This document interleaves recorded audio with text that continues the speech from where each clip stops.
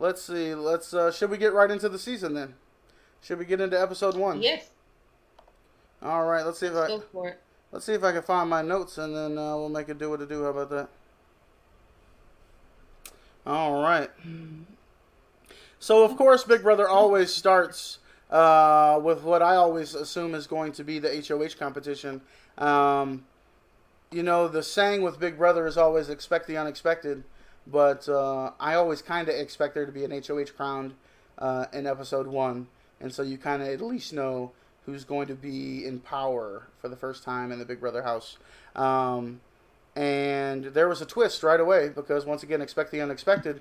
The twist this season was that there was going to be a qualifying competition to enter into the HOH competition, right? Everybody didn't get to play. So you had to qualify. And to make a long story short, do we really need to talk about the qualifying competition, how they entered the house and all those sorts of things? Yeah, they had a picture, they had to find the picture, and then they had to go on a board and show or get this ball to the room that they saw the picture in. It was, I guess, tricky because the ball, the board had no sides, so the ball would, fall off. And it was really about being slow and steady.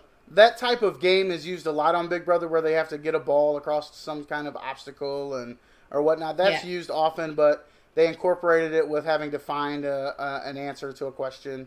And so the people who qualified for that type of game is used a lot on Big Brother, where they have to get a ball. That's noisy. Sorry. You're all good.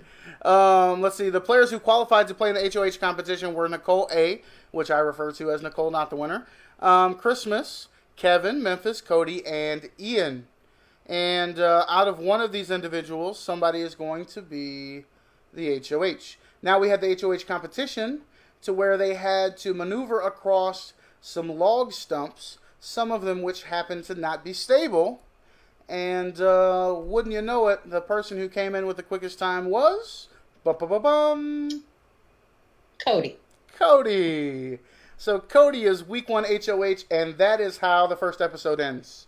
With Cody winning HOH. I think on the end of the episode they actually show a few people trying to go talk to him. I think that's even when Kaser and Janelle went to go talk to him, and they first started trying to feel him out, to which he was giving everybody generic answers. Would you like to go into detail about that a little more? No, that's pretty much the end of episode 1? The first episode. He's giving everybody pretty generic answers. He has kind of formed an alliance already, but he doesn't discuss the noms with anyone but that particular person, and we'll go into that for episode 2. Yeah, so episode 2, Cody is HOH. We already know, as Big Brother fans, we know episode 2 after the HOH comp is always going to be nominations. So in this episode, we're coming into it with the expectation that before this is over with, we're going to know who Cody's 2 nominees are to go on the block for eviction. Right? But before he can make those nominations, expect the unexpected, the second twist of the season occurred. Would you like to tell people about the second twist? The safety suite. Yeah. The safety suite is a room that they can access for the first 3 weeks of the game. Yeah. And that's important. Right. That comes into play later on, that it's only available for the first 3 weeks. But what you can do is it's when they release the room, then it's up for an hour. You have an hour. Well, that's not necessarily true. To tap your card. That's not necessarily true, because on this episode, it was only open for 60 seconds, remember? Or was it for a full hour? No, I'm pretty sure it was 60 minutes. It was 60 minutes, not 60 seconds? I'm tweaking? Yeah, okay. I think so. All right, for 60 minutes then. So it's open. It was a week ago, but I'm pretty sure. Yeah, So it's open for 60 minutes, right? You're right. And so then they have that time to decide if they want to play. You have to swipe your card in order to play. If you win the safety suite, you compete against the other people who swipe their cards as well. Sure. If you win the safety suite, you have the opportunity of not only saving yourself, but saving a +1. However, +1. that +1 does get a punishment for being safe. That's but right. At the end of the day, safety comes at a cost if you're the +1 on this here. If you're the +1, safety comes at a cost. But I bet they're all going to be willing to pay it. So, I mean, at this point, I guess we kind of transition back into the Janelle and Kaser conversation because, spoiler alert, they are the only 2 players to play in this week's safety suite. Cody is the HOH, and he is not wanting to create any waves. This is the sense that I'm getting from him with the way he's interacting with other people. Of course, people like Memphis, spoiler alert, he's talking a little closer with. However, for everybody else, he's kind of just saying he wants to let the house decide. He's kind of undecided. He doesn't want to really get blood on his hands. And that's what he's thinking. So Janelle and Kaser, between episode 1 and this episode, try to talk with him. He's feeding them this line, and they're not buying it automatically. Their big brother red flags are going off, and they say, wait a minute, I think we may be in trouble. And they were not off base. Would you like to elaborate? They were not. Cody started an alliance with Memphis, and he and Memphis decided that the first people that they were going to target were going to be the vets who had played multiple times, and it was going to be Janelle and Kaser. Right. So up until this point, that is who Cody is planning to put on the block. Kaser and Janelle both go and speak to Cody at different times, separately, and they both get very vague answers from him. So both of them are feeling like, they're vexed to this, so they know the deal. Right. So they feel like they're targets. Week 1. They're not safe. Yeah. Yeah. So they both tap into the safety suite, without talking to each other about it. Which is what disappointed me the most.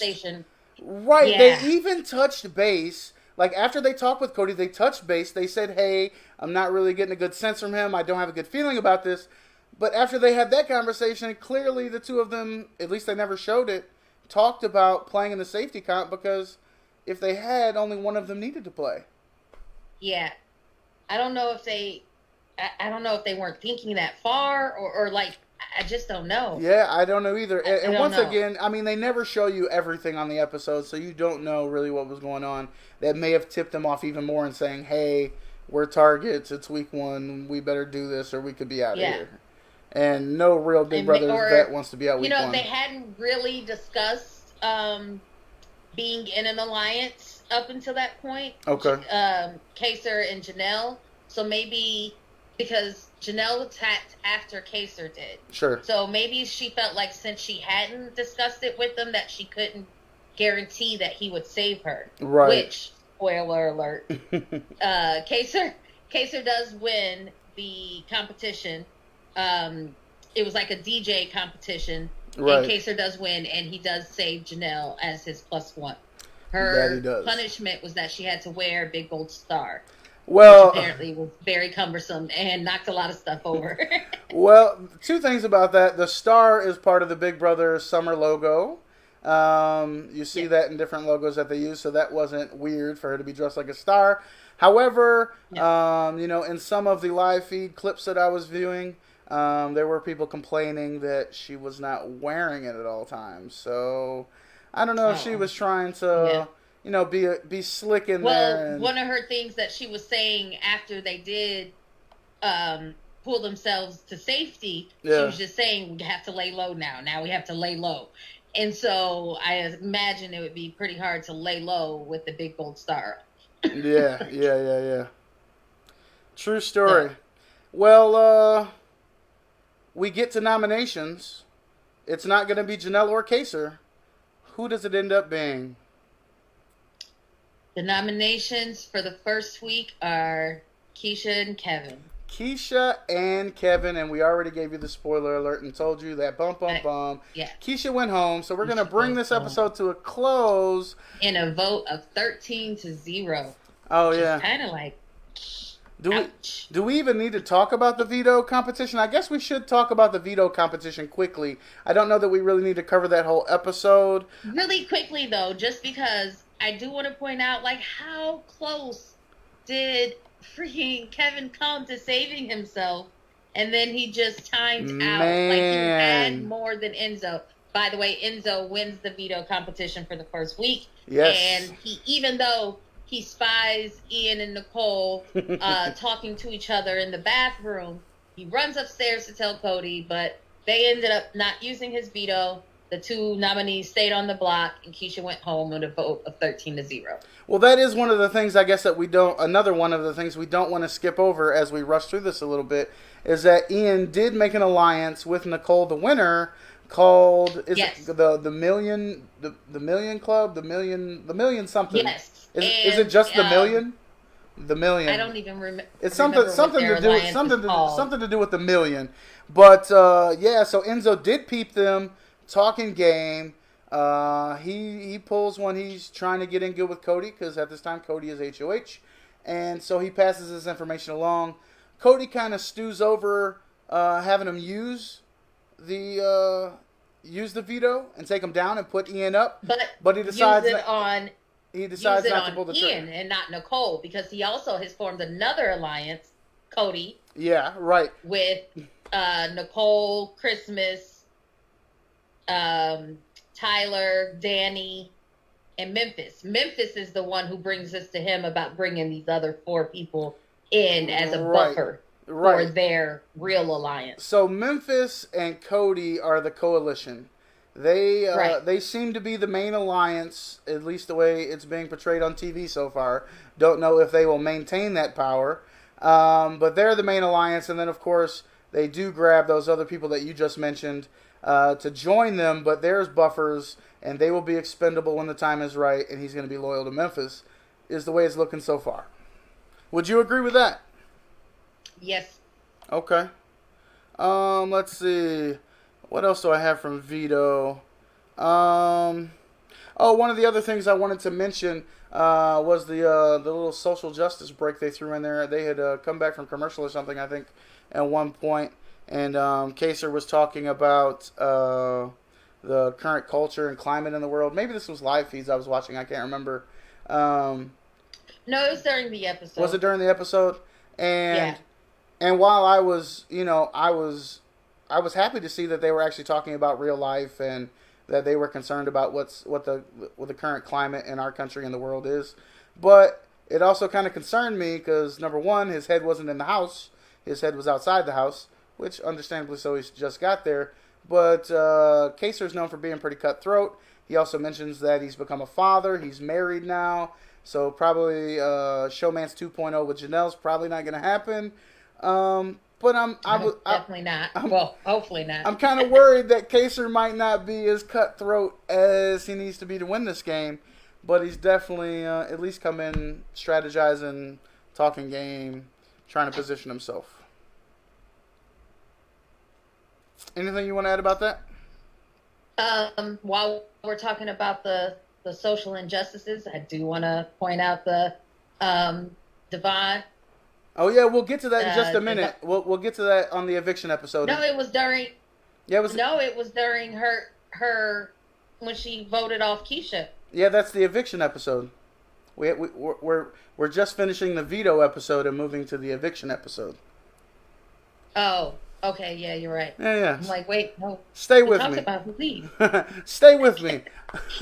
I probably will lead you astray a few times on this show, but I've got us right now. I've got us. Okay. I've got us right now. Let's go. Another thing, of course, Tyler, we kind of alluded to this in the opening there about how he's Mr. Deals. And, yeah, that's his strategy, and that's kind of what you get on that veto episode as well. It is time for the eviction episode. Let's see. One of the things I noticed, I guess I jotted in my notes, was that Enzo seemed to be close with Cody. But, yeah, that was That was kind of just apparent. He's working with him. Ian reveals that he's autistic on this episode, which I think I knew that already, but I don't know if I knew that. I don't remember if that's something he talked about in the past. Based on this episode, it kind of comes across that he hadn't revealed this, but he does reveal to the house guests that he's autistic.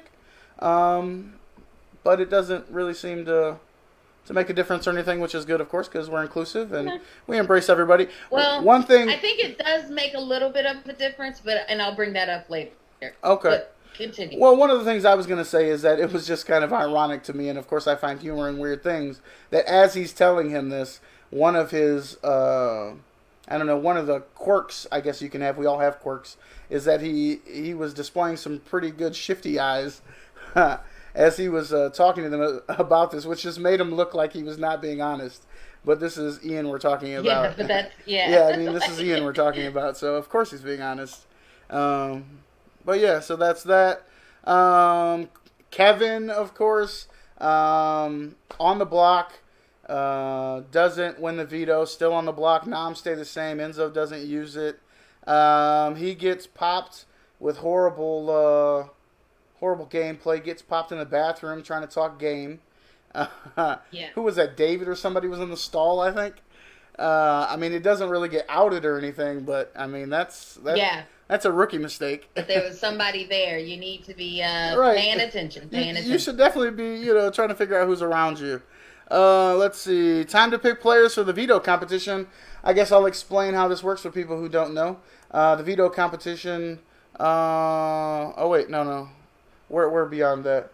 Why would I even bring that up again? Because I'm just reading my notes. Because I'm just reading. All right. Oh, here we are. The eviction. I finally made it. So many notes. I had assumed that I had already transitioned to the eviction episode, and apparently there was a lot more I wanted to say. The show kicks off. The show kicks off with what I think is a pretty good move. At least it was the first good move I thought that Davon and Bailey had made.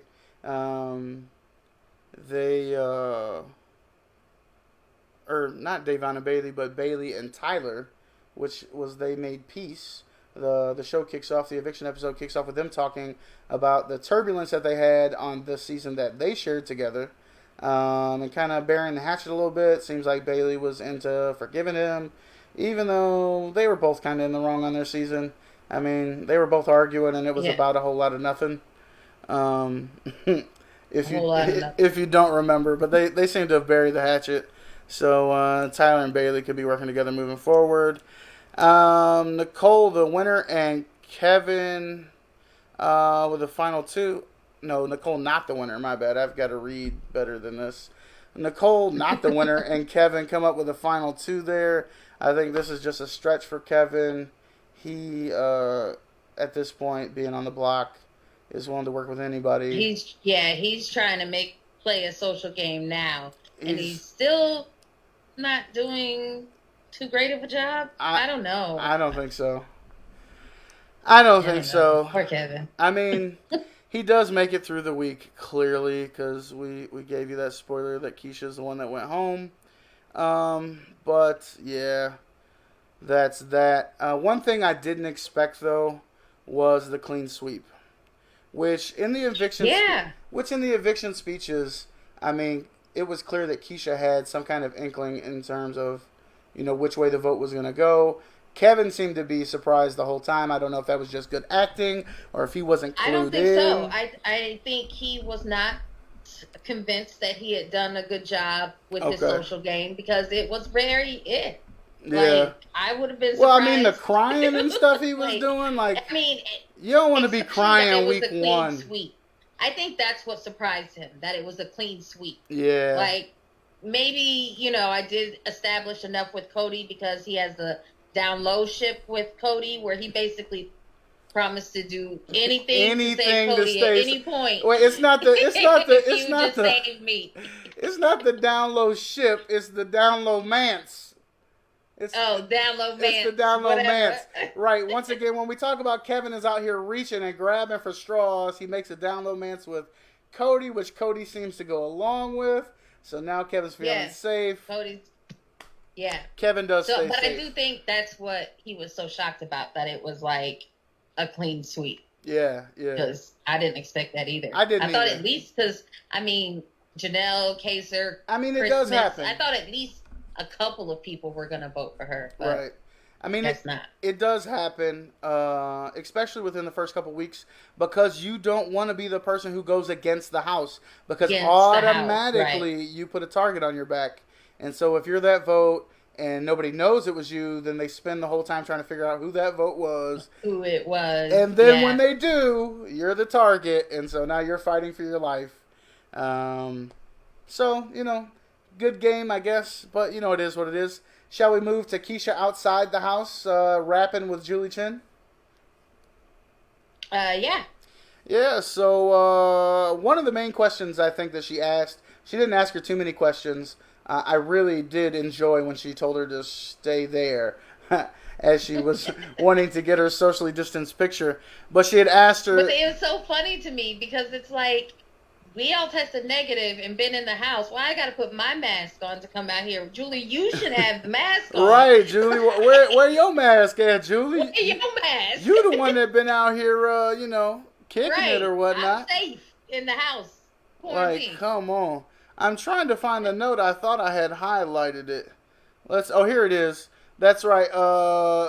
Julie asked Keisha who she wasn't wishing well, and she named two people in the forms of Enzo and Cody, because she claims they didn't tell her, that they were kind of avoiding her and not being very nice. And that does happen in the Big Brother house, but I think that caught her off guard, that they were kind of shunning her. I guess that's what tipped her off. But, what do you think about that? Do you chop that up to Big Brother play, or what do you, I mean, I guess they were just trying not to, lie directly to her face. And they didn't want to tell her, right. Yeah, we're voting you It's out. It's you. It's you. Pack your shit. Right. This is family friendly, Bree. This is family friendly. Sorry. My family. That's right. Wait. Hey. But, we'll pack your stuff. We'll send it to you. So we'll just avoid her. Yeah. I get it. I would do the same, I think. Maybe. Yeah. I think I may have... at the end of the day, they didn't dislike her, so it wasn't like a personal thing. So it wasn't like they were, if we can avoid hurting her feelings by, telling her she's about to go home or lying to her face, why not just avoid her? One of the things that we got on this episode, which we don't always get, was a actual HOH winner. Many times on eviction night, they start the HOH competition, but they don't always finish it on eviction night. You have to wait until Sunday for noms. But in the first eviction episode, they've decided to show you the whole HOH competition, so we do not leave this episode without knowing who that person is going to be. It is a mental competition, a video memory competition where they show them a video. Okay, so did you play along with them while they were playing? Yes, and I was not good. What I always play along. How far did you make it? What do you mean, how far did I make it? I was probably out in the first couple rounds. I wasn't, keeping track of the ones I got wrong. The fact that I got multiple wrong means I had no chance of playing that game. But, okay. I do play along when they play games like this on Big Brother. And typically I do okay. Yeah. With this one, I was not doing okay. I don't know if I was did not do okay either. I would have gotten out probably the second... I think after the second round, I would have been, that third question, I would have been out of there. Right, so they had to watch videos, and then they had to answer true or false questions based off what they saw in the video. And they were silly videos, of course, as Big Brother always puts together, but you had to remember specific details, how things happened, what order they happened in, things of that nature, what backgrounds were behind them, this, that, and the third. And long story short, in a surprise, which was a surprise to me, Memphis picks up his first HOH win in the second HOH competition of the season. That's right. His first HOH win ever in the second HOH competition of the season. The reason why I was caught off guard, because usually when you play these type of competitions, it whittles down to 2 or 3, and then you get a winner. But in this case, Memphis was still in the game with 4 other people, and it just so happened that on the I just question thought that they had all. yeah, I Yeah. thought Memphis was wrong and they were right, and Memphis was going to be out, and then Julie gives the answer, and all of them are wrong, and Memphis is Yeah. right, and all of a sudden, boom, boom, boom, Memphis is the HOH. HOH. Which just goes to show how good of a player he is because he got so far in his previous games without ever winning HOH. Yeah, and that wraps up week 1. No more Keisha, and Memphis is the new HOH. So that means that we know going into tonight, those of you who just watched this evening's episode, that means that we knew that Memphis was HOH. We knew the commission was still in charge for another week, and we were waiting to see what happened in the safety suite and who the nominations were going to be. Now, were you surprised by how many people played in the safety suite, and were you surprised how Memphis was able to get them to play in the competition and what he was trying to do and get them to burn their pass, because once you use it, you can't use it again? What are your thoughts about this? I definitely I am not surprised so many people used it because of how he played the game that he played, and we'll get to the point where they make their nominate when who the noms are. Yeah. But because of this, I completely agree with his noms for, But before we get to the HOH and the you mean the safety comp and the safety noms? suite, we should talk about the have-not suite. Right. So the episode kicks off because are we going in order? Yeah. I mean, I tend to jump around too sometimes. The episode kicks off with Kevin telling the world that he's feeling better, that he's not this emotional roller coaster wreck anymore. He's feeling safe. So I guess at least we know that about Kevin coming into this week. Also, we learn immediately that David is feeling nervous. Not sure what has tipped him off, but he definitely comes out talking about feeling nervous. And then, expect the other. Well, he says that he just hasn't vibed with Memphis at all. So he knows. Right. He knows that he could potentially be a target. An easy target. With not a lot of blood on his hands. Right. Because he hasn't, right. But expect the unexpected. We get the third twist in the second week of BB 22, which is the have-nots twist, which historically have-nots are have-nots for a week or two, and then there's either another competition or something, however Big Brother sets it up, and a new group of people become have-nots. And this season, they've decided that when you're no longer a have-not, you will choose your replacement, which adds a layer to the game because you're potentially making an enemy, putting them on slop. Would you like to talk to them about what the have-not includes? Well, I have one question that I didn't catch. Now, they did say that you cannot pick yourself to go back into the suite, and you can't pick someone who came out of the suite. Right. Now, did they clarify if they came out of the suite that week or if they've been in the suite before? I don't think they did, but I think they meant coming out of it then. Right. It doesn't mean that you can't go back in. Okay. Right. You can go back in. Okay. Oh, there are people who have been have-nots many, many weeks of the summer. There are people who lost a lot of weight on the have-not diet.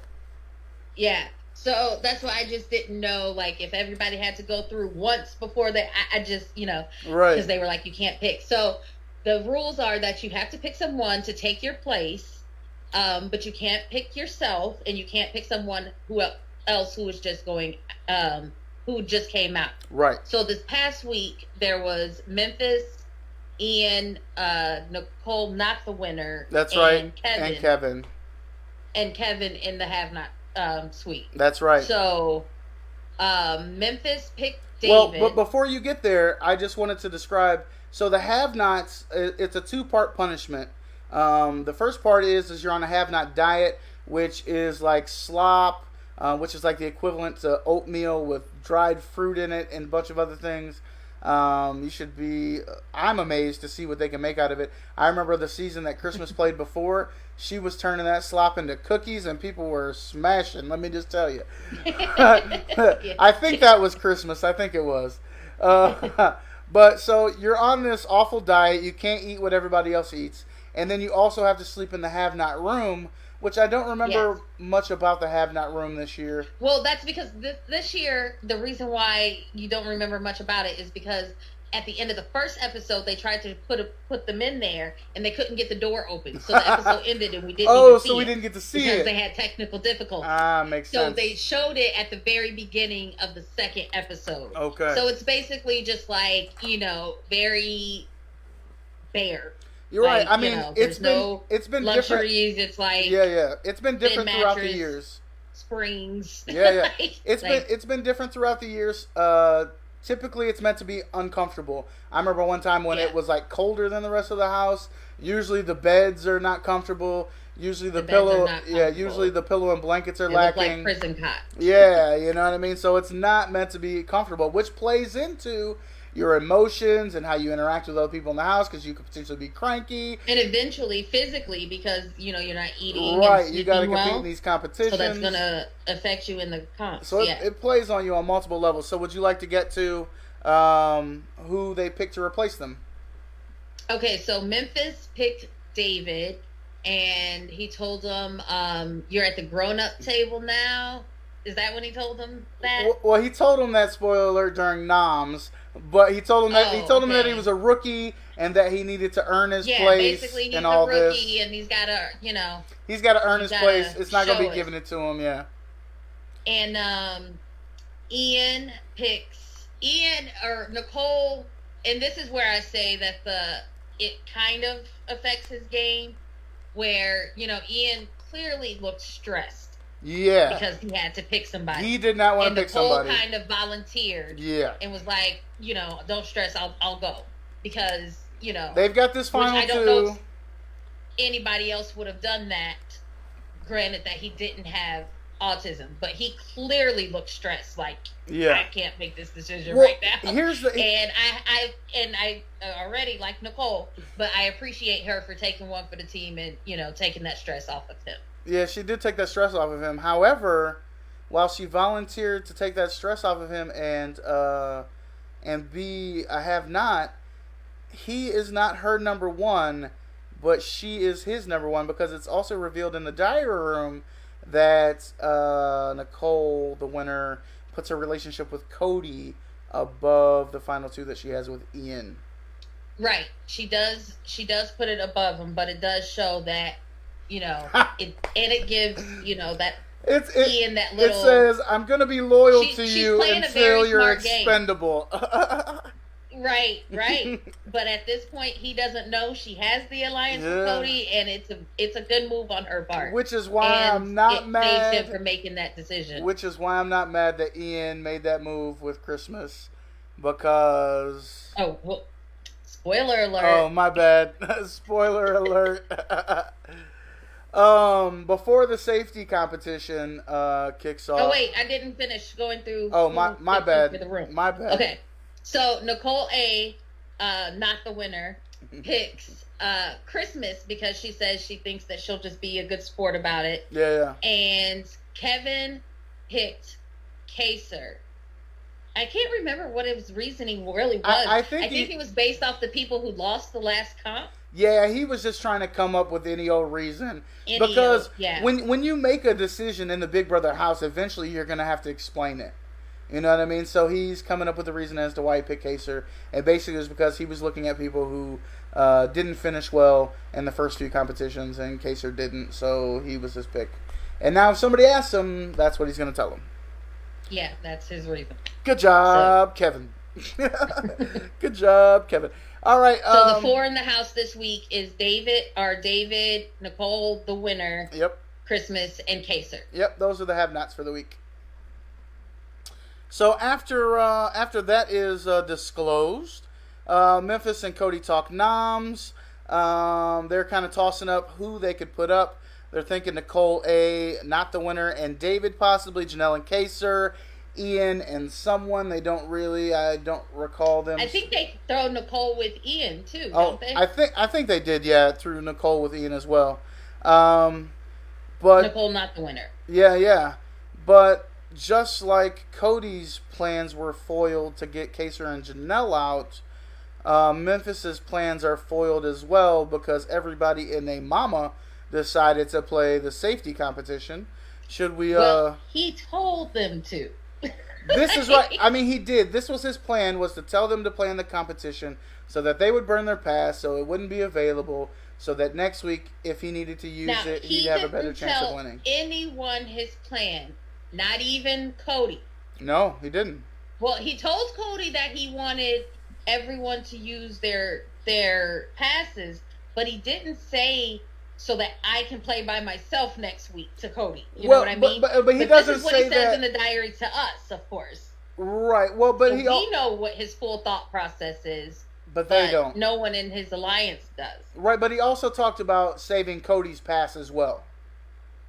Yeah, but at the end of the day, well, when it's time for somebody to go, yeah, Cody needs to go, he let Cody go. He didn't say, like, no, try to talk, he Yeah, let Cody go. Well, immediately Nicole's not feeling that. Nicole goes to talk to him. She gets that line. She ain't feeling it. That's Nicole the winner. Well, he takes it to them like, we have this alliance. Yeah. And when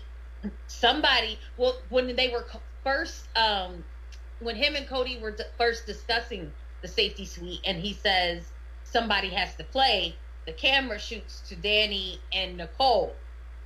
So then when they come upstairs and they're telling them, like, we have this alliance. If everybody in our alliance doesn't play, it's going to be obvious. Like, some people from our alliance need to play. Christmas hurt her season. She's anxious to play comp. So she's like, I'll do it. She sacrifices herself. Nicole immediately is like, I'm supposed to be safe.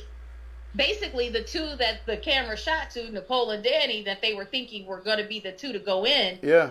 Were the two to be like, no, we're supposed to be safe anyway. I'm not going. Yeah. Thinking that they want to keep their safety for themselves next week. Right. So, I mean, Memphis is feeding them this line. Nicole, and I can't remember, there were a couple other people who were just like, no, I'm not doing that. I definitely remember Nicole, the winner, saying she wasn't going to do that in her diary. I can't remember who else. Danny said she wasn't going to do it. Yeah. Nicole, not the winner, said she wasn't going to. And it wasn't even about keeping herself safe the next week. It was only because Memphis told her to, and she wasn't going to do it because he told her to. Right. But I will say Ian, when Ian went to talk to him, and he told Ian to use it, because legit, he's telling everybody in the house, Bailey, like every person that comes and talks to Memphis, he's telling them, use your pass. Well, and while other people were dismissive of that, Ian took that to heart and said, you know what? I'm not finna, play around. This man is telling me I need to use my pass. I'm going to use it. Mm-hmm. And he did. Yes. Yeah. Although Ian, everyone else,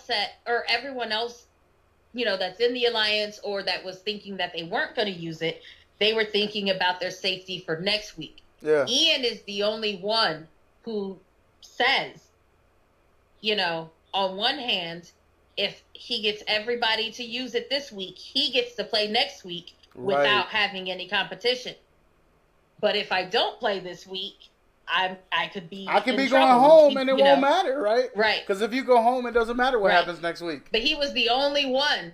He's so smart. He was the only one to catch on to what Memphis's real plan was that, if there's nobody to compete against me next week, I can automatically win and I'm safe. I mean, he's not my favorite player, but he's up there.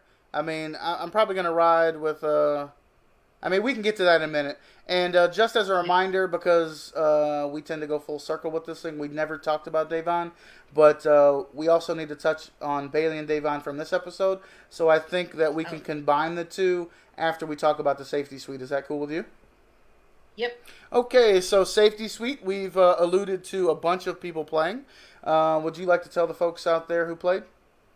Or would you like me to do that? So, I can tell them who played, and then you can make it do what it tell what happens in the Okay, so David is the first to tap his little thingy there to go in. He taps with 29 minutes left. He's anxious to tap it. He's like, right, I'm playing. This episode starts. I'm in trouble. This episode starts with his paranoia, so He's the first one Yeah, to click he in. knows he's in trouble. Yeah. And then the fact that Memphis picked him for, he even says like, "Oh, today you're in the have not suite. Tomorrow you're on the block." Like he knows Memphis is not feeling him. So Right. after he got put in the have not suite by Memphis, he's like, "I'm playing." Like that solidified it in his mind. At the very beginning of the episode, Bailey says that she felt comfortable with, Janelle's.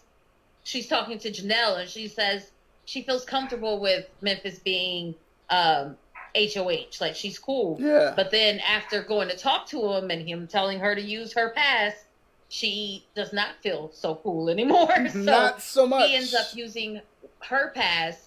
I believe she was actually the last person to tap in. Her or Devon were. They waited to the last couple of seconds to tap in. So in between David and Bailey and Devon, David being the first with 29 minutes to go, and Bailey and Devon being the last two to tap in, right, with like 5 seconds and 2 seconds to go. They were tapping their tail off. Yeah, were Cody, Ian, Kevin, Christmas, and then, Bailey and Devon were the last two. Right. Before going into tapping into the safety suite, there were a couple alliances made before going into the safety suite. Do you want to touch on those? A few alliances before the safety suite? Before the safety suite, people were, making deals about their plus one. Yeah. Oh, are we talking about Ian again? and the girls. The girls? Did you catch that one in the bathroom? No, you might. I mean, you'll have to fill me in on that one. I had already moved on in my mind, so I can't move backwards in the moment, I guess. Okay. But yeah, so Ian had made the deal with Christmas, saying he didn't really have anything to offer, that he would give her future safety. I don't even remember exactly how he phrased that, but it was pretty much future safety. If you win this, if you use your plus one on me, then I'll give you safety down the line if I'm in control or in power or whatever. And then you tell us about the ladies. So Devon and Bailey have previously, oh, that's right. That's right. Black Girl Magic, right? Is that what they said? Black Girl Magic Alliance. Yeah. So they say, while they're doing their makeup, let's tap in, and if I win, I'll use my plus one on you. Yeah. And Bailey says this to Devon, and Devon's like, yeah, let's do it. So that's when they decide to go up and tap in right before it ends. Yeah. But they agree to use their plus ones on each other if they win. Okay. See, I don't even know if I saw that. I might have been getting some water or something when that happened. I think I might have just missed that altogether. Because it's not in my notes, I don't think. You probably had that and I didn't. Oh man, I don't even think, well, I know that Black Girl Magic is in my notes, but I have one and you don't. Well, I think that was like from 3 episodes ago, and we've covered that already, so I just kind of moved on.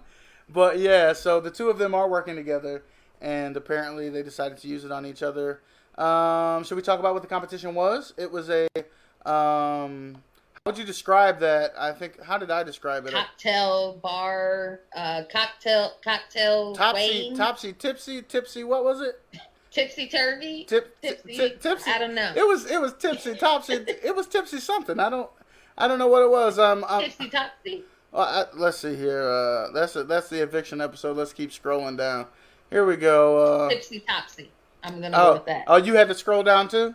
No, I did. Oh. No, I'm not even looking at it. Oh, okay. Wait, are you guessing that's what it is? I'm guessing, yeah. Let's see. Where did I write that? Oh, I should have used more highlighter. Did you notice the highlighter I had in my notes? Come on. I did. I mean, I need some credit for the highlighter, boy, I tell you.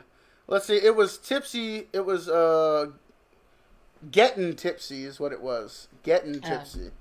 And I put that as a time skilled challenge. And basically what they had to do was they had different sized, what appeared to be like foam objects that were shaped like cocktails that they had to deliver to tables that weren't stable. And so they had to arrange items on the tables so that the tables would be They balanced. had weights inside of them. That's right. Like different size weights. Right, so that the table would be balanced, and there were 2 tables they had to balance. I believe they could only take 1 cocktail to each table at a time, and then once they balanced the tables, they were to ring the buzzer to lock in their time, and the fastest person to balance their tables would win the safety suite. Am I getting that right? Yep. All right, and there was only one player that I took issue with during this whole competition. I'm gonna guess. Who? David. It wasn't David. Okay. I mean, he is one of the only people that I made notes on in my thing in terms of how slow he was going. Why was he moving so Why slow? was he moving so slow? Like, Thank are you trying to win or not? I mean, he's sitting here just talking and narrating. I mean, he might have just moonwalked and went backwards to the tag on table. I Like, mean, what he's you telling doing? us that, that's his strategy to play it calm and cool. Like, there are some games that is required, but this one was about time. You're being timed, and you let's need go. to move quickly, right? You need to move quickly. You start the episode by telling us that you don't feel safe, but it doesn't seem like you're moving with any sense of urgency. Like, come on, David. Yeah. If you want me to ride with you this season, I'm going to need to see more out of you. You got to play. You got to play. You're playing like a rookie. You're playing like a rookie, and I'm not really mad at Memphis for calling you a rookie. I'm kind of not. I'm not mad at Memphis for that. I mean, yeah. I mean, that kind of is what it is. Were there other alliances or anything? Or not alliances. Were there other members in this competition that you wanted to talk about? Because I still haven't talked about the one person who bothered me the most. Okay, go for it. So you have no issues with any other person in this game that played Is it going to be Devon taking her shoe off? You know it. You know it. Let me just tell you. First of all, Devon, spoiler alert, locks in with the longest time. And to go faster, she decides that she's going to take her shoes and socks off and use her toes to help pick the cocktails up and put them on the table. And let me tell you, I don't think I wouldn't have wanted to play the game after her. And I'd have been looking at her. Okay, let me just say, that. Like, I hope she was the last one to go. I would have been looking at her sideways as she came out of there with her shoes off. Because you know they didn't sanitize that stuff on it. They just collected it, put it back on the bar. You know they did. And said, okay, you next. They say, you next. But you know. Shit. You know. Excuse me. After this is all over, and they go home and look at this, whoever went after her is going to be like, Man. Oh, hell no. Like, why they had to do the toe fungus like that? I mean, and it did not help. I wouldn't have been as mad had it helped. I mean, at all. If it had helped. She had the longest time. It didn't help at all. Oh, gosh. Yeah. So that's who I took issue with the most. And, yeah, Devon, keep your shoes on, girl. I don't know what you're doing. But, keep your shoes on, please. Spoiler alert, Christmas wins this competition and does stay true to the conversation that she had with Ian, decides that he is going to be her +1. So yes. We know that Ian will have to wear a costume for his punishment as being that +1, but safety doesn't come without a price. So that's that. Should we go through the times? David locked in at 2:53, so he wasn't that horrible. Cody 2:44, Devon the longest time 8:41, Ian 3:16. Christmas. I mean, but other than Devon with her taking her shoes off, David was the slowest one. Right, he was. Right? That's true. Or wait, no, Ian was. Oh, but after Ian, right? Ian locked in. But he was one of the slowest ones. Like, dude, come to play the game. Like, why were you moving so slow? Right. So then Christmas locks in the winning time at 1:38, which the fact that she came in under 2 minutes, she came ready to play. And then she had a good strategy. She came in and she was like, I'm going to do the hardest one first and then move on to the easy one. So if she could figure out the hardest one quickly, then the easy one's, nothing. So, yeah, she had a good strategy and it clearly worked. It worked, right. And then Bailey came in at 2:49. Kevin had the next closest time in terms of being the fastest at 2:22. So, Mm-hmm. so at Christmas, not pulled out that 138, Kevin could have gotten that, and who knows who he would have picked as his plus one. And But we didn't get that. We didn't get who that. really knows? Yeah. I'm thinking maybe Nicole A probably would have been his pick. I don't know. Yeah. He may have went to Cody and asked Cody like, what do you want me he to has do? pick right Right. then. Right. No, but he has to pick right then, so I don't Oh, think he would have right. gotten a chance. Which he probably would have picked which ended up being part of the problem. Nicole. Yeah. Yeah. Yeah. But anywho, for the game, Kevin did come in very close. And in the veto competition, he came in very. I mean, if he wouldn't have timed out, that's he could right. have beat Enzo. If he just tightens up some. I think if Kevin could, if he could get it together, he could definitely pull his social game together. Yeah. And he might be able to do something in these comps. Like, I think Kevin, if he can pull himself together, he might be able to play the game. Like, just get it together, Kevin. I don't know, man. Because he's showing though that he has potential. Like, he's coming close. Yeah. I know we might not get a lot of football. I don't know what football is going to be like this season, but I feel like telling Kevin just, come on, man. You probably don't even get that reference, but I think that's a Gruden reference. Come on, man. But yeah, come on, Kevin, tighten it up. You can actually do something in this game. Yeah, you've definitely shown that you could be in the top 2 or 3 in terms of competition so far. Yeah, he's showing that he can do it. He just has to. Yeah, true story. Tighten it up. So we went through who the possible noms were that Memphis and Cody talked about. Clearly, Ian is off the table. They decide to not go with Janelle and Kaser.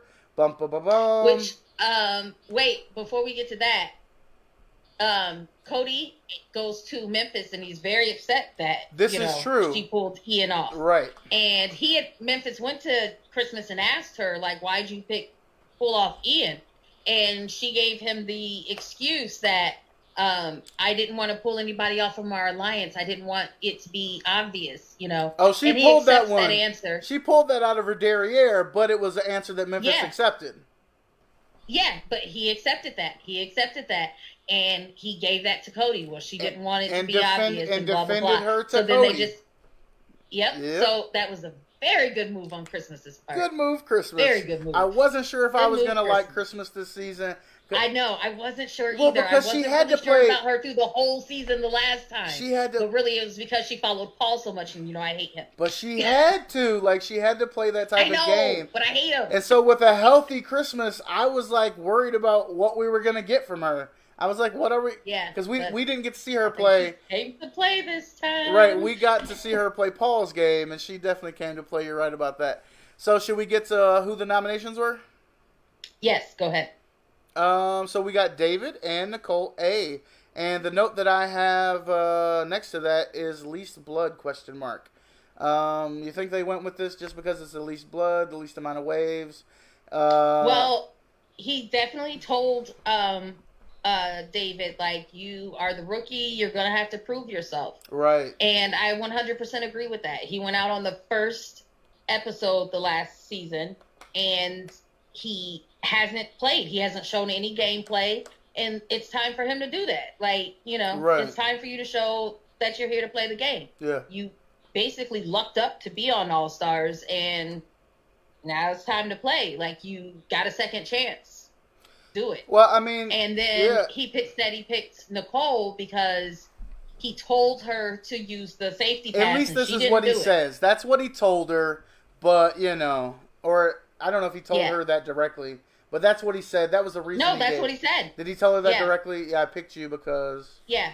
Yeah, because you didn't play and I told you to play. So, I mean, those are the reasons he gave. As HOH, you're always scrapping for something to say when you're nominating somebody. It's not a comfortable thing to do. The later we get in the game, the better the speeches will be and the more personal they will be, of course, which will be much more entertaining because they'll really be taking shots at each other. So I'm looking forward to that. But before he made the announcements, did you catch the eyes from Janelle to Kaser? Like, dude, be more obvious, could you please? Well, I mean, I think it's already assumed that Kaser and Janelle are playing together.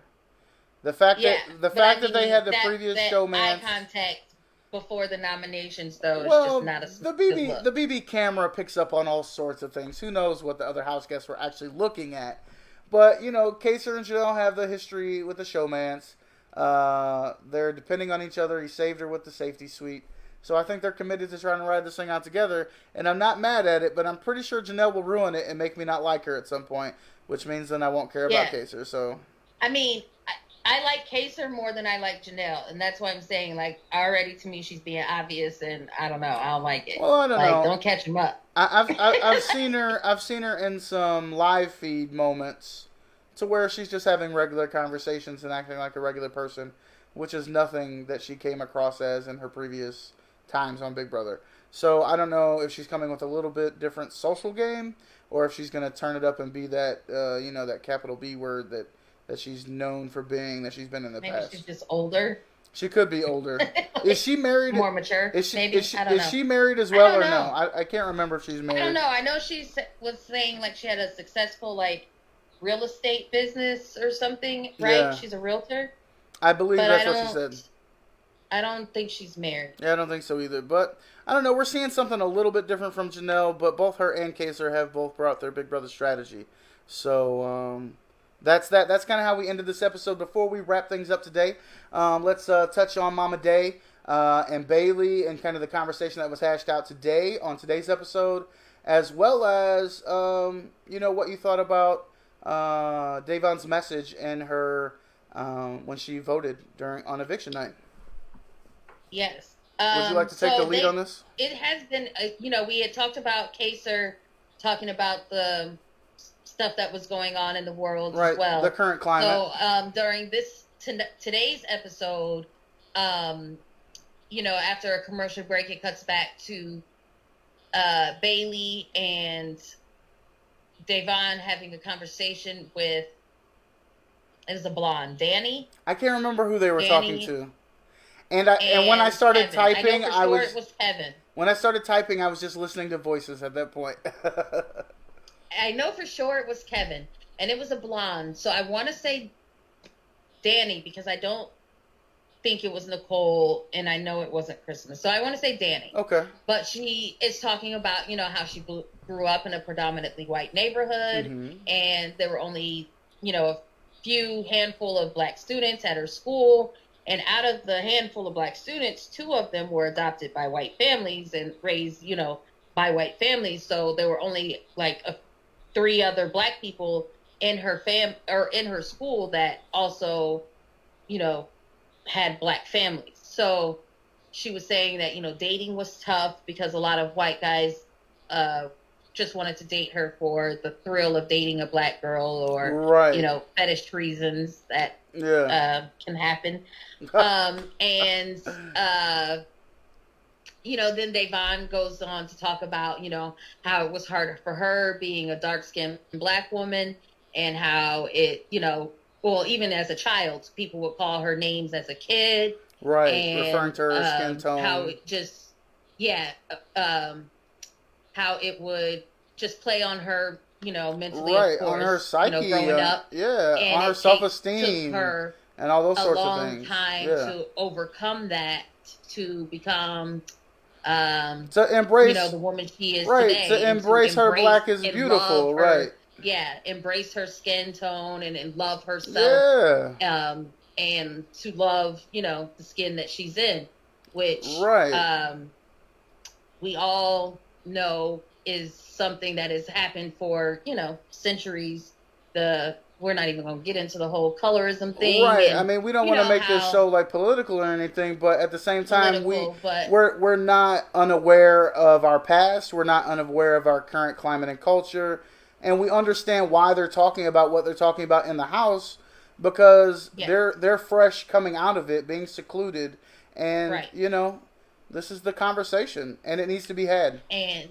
And it needs to be had. And I am definitely, not only super happy that they're having it in the house, but I hope throughout the summer they continue to have these conversations. Sure.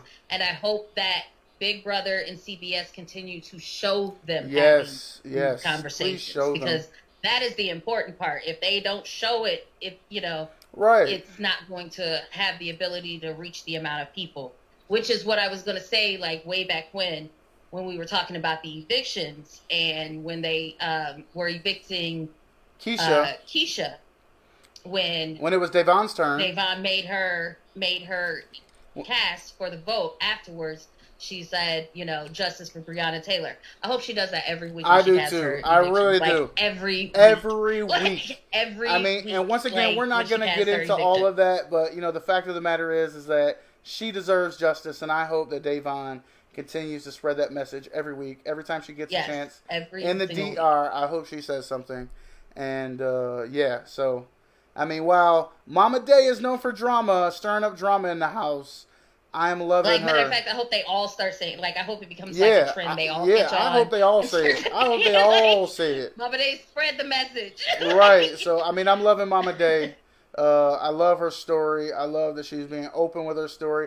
I think that's part of the problem that people had with Mama Day in the past, which, when you come from backgrounds similar to Mama Day, you build that shell around you to where you don't open up easily to people. And it's taken 3 seasons for people to be able to get to know Mama Day. When I said before, I said the perception of being the angry black female. Right. And I think it's very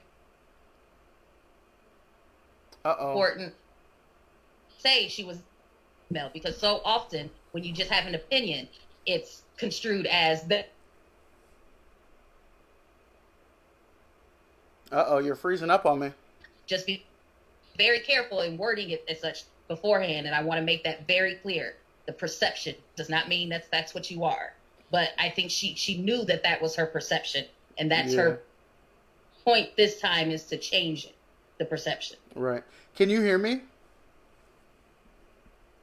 Yes. I just wanted to tell you that you were breaking up slightly at the beginning of that, but I think we kind of got the gist of what you're talking about in terms of her perception and she being aware of how she came across and, really just kind of embracing who she is.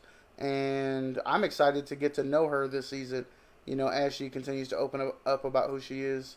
I don't know how much she'll be able to do that, because at some point she's going to have to play the game. And part of playing the game is putting that personal stuff behind and, figuring out who you got to stab in the back. Because eventually it's going to happen. It's Big Brother. So as much as I'm loving the social justice conversations and all of the enlightened conversations that are occurring in the house, at some point the knives will get to flying, and hopefully we don't get a repeat of Josh and the pots and pans banging. I know you really didn't like that, did you? Oh my God, Josh and that pot banging. Let me tell you how I'm so happy they didn't bring his butt back. If you were going to bring back a winner, I'm glad it is not him. Let me tell you, it is 10 till 10, and hopefully, oh my God, hopefully this is our longest episode of the season, because we just covered. We had a lot to cover. It was a lot. A couple things we want to touch on before we get out of here. The first is that after tonight, you can find us on Facebook Live on Thursdays. Following the Big Brother broadcast, which right now seems to be happening at 7, so that means we'll be live at 8:15. We shouldn't be on more than an hour unless things are real juicy. I'm looking forward to seeing what happens in the veto competition, to see if either David or Nicole can take themselves off the block. We shall see. I'm actually hoping David can do something. I want to see him play the game. Yeah. So, I guess we'll see. Wednesday night is veto, and Thursday is eviction. So we'll see you guys on Thursday at 8:15 following the broadcast. Thanks for tuning in. For those of you who did, I apologize for the sound issues there at the beginning. I even said to Bree before we started, I hope I remember to unmute the mic. And, I didn't. So the first few minutes, maybe 20 minutes, you don't hear me. But if you stuck around long enough to hear me, thanks for watching. Until next time, I'm Milk. This is where you say I'm Bree. And I'm Bree, sorry. That's where you say I'm Bree. I was waiting for Joe. Look, I was waiting for Joe. Oh, my goodness. And this has been the After Show with Milk and Bree. Thanks for watching. I can't find the mouse for the outro. I don't know what I did with it. Oh, there it is. Look, guys. There it is. I found it.